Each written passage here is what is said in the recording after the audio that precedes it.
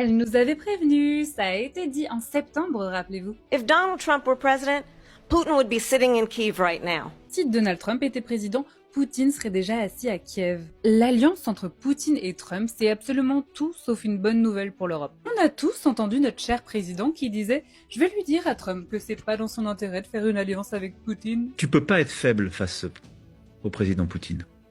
C'est pas toi, c'est pas ta marque de fabrique. Mais Trump, il en a pas grand-chose à faire de Macron. Malheureusement, si Trump et Poutine continuent de faire joujou ensemble, les problèmes auxquels on va faire face sont assez importants. La première, c'est qu'il y aura un arrêt de l'aide militaire apportée à Kiev, en tout cas une forte réduction parce que les États-Unis n'y participeront plus. Et clairement, face à l'invasion russe, ça risque d'être super compliqué pour l'Ukraine. Ils vont certainement devoir donner une partie de leur territoire à la Russie, voire la totalité de leur territoire, qui sera négocié bien entendu entre les États-Unis et la Russie. Les principaux enjeux, ça reste des questions de ressources. Mais c'est certainement pas la seule chose à laquelle il faudra s'attendre. Poutine aura certainement d'autres envies d'expansion de territoire. Et du côté de Trump, on peut s'attendre à ce qu'il se retire de l'OTAN, ou en tout cas qu'il ne prenne plus part au moindre conflit entre l'Europe et la Russie, ce qui va fragiliser énormément la position de l'Europe sur le plan international. Et une Europe à la botte de Poutine, ça n'augure absolument rien de bon. Démantèlement des institutions démocratiques, par exemple, affaiblissement économique parce que frayeur des investisseurs étrangers,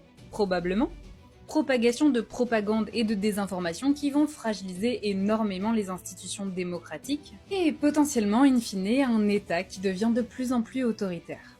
Est-ce qu'il faut rappeler que le RN est pro-russe? Because Putin's agenda is not just about Ukraine.